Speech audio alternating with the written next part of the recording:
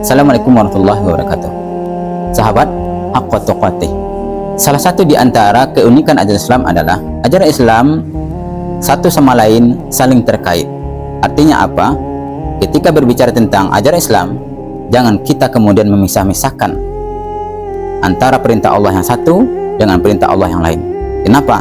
Karena semuanya terkait satu sama lain. Salah satu misalnya ketika kita berbicara tentang ibadah spiritual, tentang sholat fardu, sholat 5 waktu.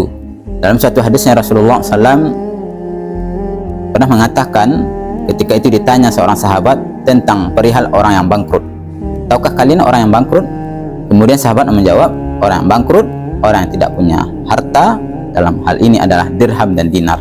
Lalu kemudian Rasulullah SAW menjelaskan, orang yang bangkrut adalah orang yang ketika dia melaksanakan perintah Allah, misalnya sholat, puasa, haji, zakat, dan lain-lain, tapi di saat yang sama dia juga melakukan perbuatan yang zalim kepada orang lain. Misalnya dia melakukan fitnah, membunuh, atau melakukan hal-hal yang berhubungan kezaliman terhadap orang lain. Kelak nanti orang ini akan dipindahkan pahala sholatnya kepada orang yang pernah dizaliminya. Ternyata masih ada orang yang kemudian dizalimi, dipindahkan pahala puasanya, dipindahkan pahala zakatnya, ternyata masih ada lagi. Maka akhirnya tahu-tahu kemudian pahala sholat, puasa, haji, zakat, dan hajinya semuanya habis karena saking banyaknya kezaliman yang ia lakukan terhadap orang lain. Maka apa yang terjadi? Allah SWT kemudian mengutuskan bahwa dia harus memikul dosa orang yang dizaliminya, lalu kemudian dibebankan kepada orang yang tadinya melakukan kezaliman.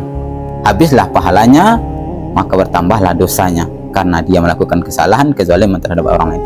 Dan hal ini banyak terjadi bagi orang-orang yang sedang berkuasa atau mereka yang sedang memimpin sesuatu perusahaan atau hal-hal yang berkaitan hajat orang banyak. Hati-hatilah Anda, dan mudah-mudahan kita terjauh dari hal yang mungkin. Sahabat Haqqa Tuqatih, demikian. Assalamualaikum warahmatullahi wabarakatuh.